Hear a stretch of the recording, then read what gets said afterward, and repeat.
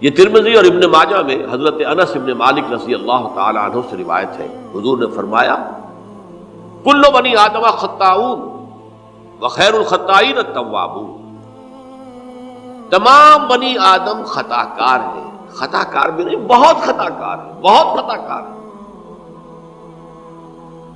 لیکن ان خطا کاروں میں بہتر لوگ وہ ہیں جو خوب توبہ کرتے ہیں، غلطی ہو گئی توبہ کرتے ہیں۔ اور ایک اور حدیث میں آپ کو بتاؤں گا، یہ نہیں ہے کہ پھر کبھی وہ غلطی نہ ہو، اس وقت آپ یہ لگا لیں اپنے اوپر یہ کام میں نے نہیں کرنا، اور ایک دفعہ وہ کام چھوڑ دیں تو توبہ ہو گئی۔ پھر اگر کچھ عرصے کے بعد پھر کہیں آپ جذبات کی رو میں بہہ گئے، پھر کہیں کوئی برے اثرات جو ہے وہ پڑے، پھر غلطی، کوئی بات نہیں، پھر توبہ کرو، پھر ہو گیا پھر توبہ کرو۔ تواب اسی لیے کہا بار بار توبہ کرو۔ تو کل بنی آدم خطاؤون وخیر الخطائین التوابون۔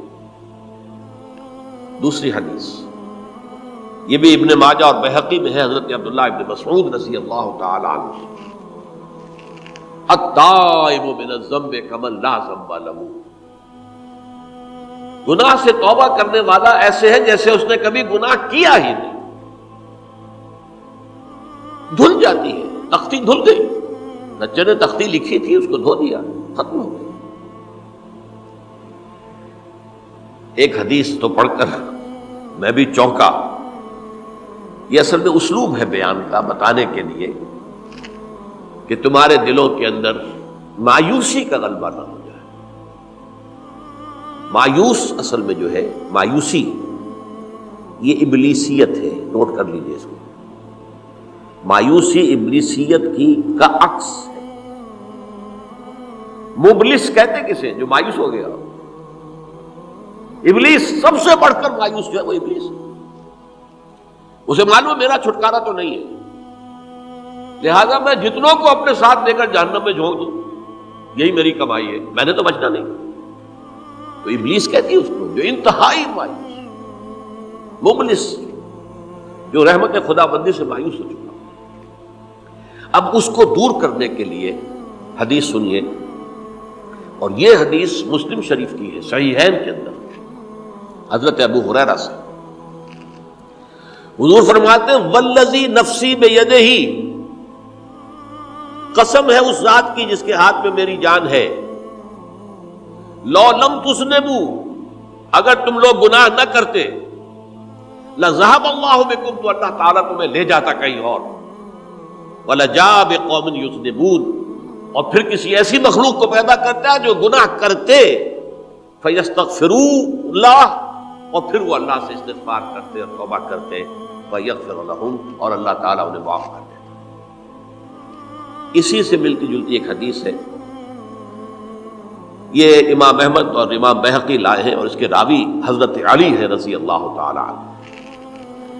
ان اللہ یحب العبد المؤمن المفتن التواب،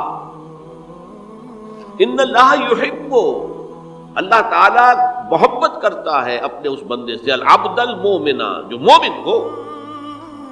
اس کی ایک اور بڑی پیاری حدیث آئے گی، المفتن التواب، جو بہت فتنوں میں مبتلا ہو جاتا ہو اور پھر بہت توبہ کرتا ہو، مفتن التواب، لیکن ساتھ ہی پلٹتا ہو، رجوع کرتا ہو، پھر اللہ کے حضور میں حاضر ہوتا ہو، پھر معافی مانگتا ہو۔ اللہ تعالیٰ کو اپنا ایسا بندہ بہت پسند ہے۔ اب میں کچھ اور حدیثیں آپ کو سنا رہا ہوں۔ توبہ کا دروازہ دو اعتبارات سے کہا گیا ہے کہ ایک وقت آنے پر بند ہو جاتا ہے۔ ایک حدیث کے تو الفاظ میں نوٹ کر کے نہیں لایا ہوں کہ اللہ تعالیٰ نے توبہ کا ایک دروازہ اتنا چوڑا کھلا رکھا ہوا ہے کہ جس کو عبور کرنا جو ہے وہ سال ہر سال میں ممکن ہو، اور یہ بند نہیں ہوتا جب تک کہ سورج مغرب سے طلوع نہ ہو جائے۔ یہ قیامت کی جو آخری، قریب قیامت کی جو آخری نشانیاں ہیں ان میں سے وہی حدیث میں آپ کو سنا رہا ہوں، عن ابی ہریرہ رضی اللہ تعالی عنہ، اور یہ مسلم شریف کی روایت ہے، من تاب قبل ان تطلع الشمس من مغربها تاب اللہ علیہ، سورج کے مغرب سے طلوع ہونے سے قبل تک جو لوگ توبہ کریں گے اللہ تعالیٰ ان کی توبہ قبول کرے گا۔ البتہ جب وہ قیامت کی وہ نشانی ظاہر ہو جائے کہ سورج مغرب سے طلوع ہو رہا ہے، اب دروازہ توبہ کا بند ہے، اب اس کے بعد اگر توبہ کوئی کرتا ہے تو اللہ تعالیٰ اس کی توبہ کو قبول نہیں کرے گا۔ یہ تو اجتماعی سطح پر ہوئی، انفرادی سطح پر۔ عن عبداللہ ابن عمر رضی اللہ تعالی عنہما عن النبی صلی اللہ علیہ وسلم قال ان اللہ عز وجل یقبل توبۃ العبد ما لم یغرغر۔ یہ ترمذی میں ہے، حضرت عبداللہ ابن عمر رضی اللہ تعالی عنہما سے کہ اللہ تعالیٰ اپنے بندے کی توبہ قبول کرتا ہے جب تک کہ وہ جسے ہم کہتے ہیں گھنگرو نہ بولنے لگے حلق کے اندر، جبکہ نزع عالم نزع ہو اور جان جو ہے وہ آ کر پھر یہاں اٹکتی ہے، تو اس وقت تک دروازہ کھلا ہے توبہ۔ لیکن جب یہ شکل ہو گئی تو دروازہ بند۔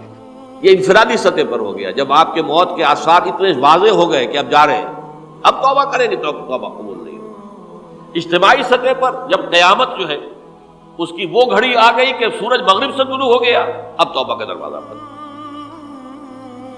ایک اور حدیث ہے جو میں نے بہت مرتبہ اس کا ترجمہ تو آپ کو بہت دفعہ سنایا ہے، آج میں چاہتا ہوں اس کو پورے متن کے ساتھ آپ کے سامنے رکھوں۔ یہ حضرت انس بن مالک رضی اللہ تعالیٰ عنہ سے مروی روایت ہے، جو حضور کے خادم خاص تھے، اور یہ متفق علیہ بھی ہے، یعنی بخاری میں بھی ہے، مسلم میں بھی ہے، لیکن تھوڑا سا فرق ہے الفاظ کا۔ تو جو مسلم شریف کی روایت ہے اس کے الفاظ کیا ہیں؟ للہ اشد فرحا بتوبۃ عبدہ حین یتوب الیہ۔ جان لو اللہ تعالیٰ کو زیادہ خوشی ہوتی ہے اپنے کسی گناہ گار بندے کی توبہ سے جبکہ وہ توبہ کرتا ہے۔ کس سے زیادہ ہوتی ہے؟ اب اس کی ایک تمثیل دی، من احدکم، ایک ایسے شخص سے بھی زیادہ بڑھ کر خوشی ہوتی ہے، کان علی راحلتہ بارض الفلات، کہ جو بہت ہی دور دراز کے اور سنسان علاقے میں سفر کر رہا تھا، فانتحرفت منہ، اس کی سواری جو ہے گم ہو گئی، وعلیہا طعامہ وشرابہ، اسی پر اس کا کھانا بھی تھا اور پانی بھی تھا، اونٹنی پر سفر کر رہا تھا، اسی پر ہوتا ہے راحلہ جو ہے راستے کا سامان، اچانک کہیں بیٹھا ہے تھوڑی دیر کے لیے سستانے کے لیے، کہیں اونگ آ گئی اور اونٹنی صاحبہ غائب ہو گئی۔ اب آنکھ کھلی اور اس نے دیکھا،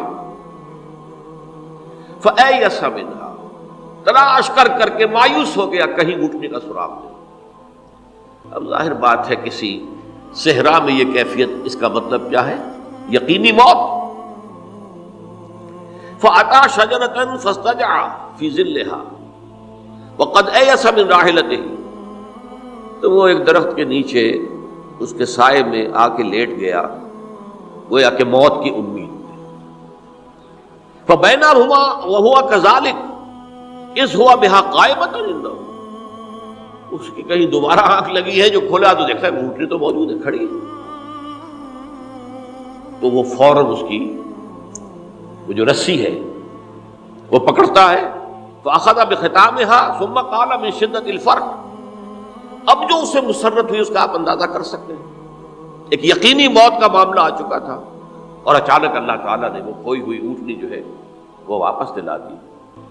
تو وہ کہنا تو یہ چاہتا تھا، اللہ تو میرا رب ہے، میں تیرا بندہ ہوں، لیکن جسے ہم کہتے ہیں کہ خوشی کی انتہا فرط مسرت میں ایسی زبان لڑکھڑائی، اس نے کہا اللہم انت عبدی وانا ربک،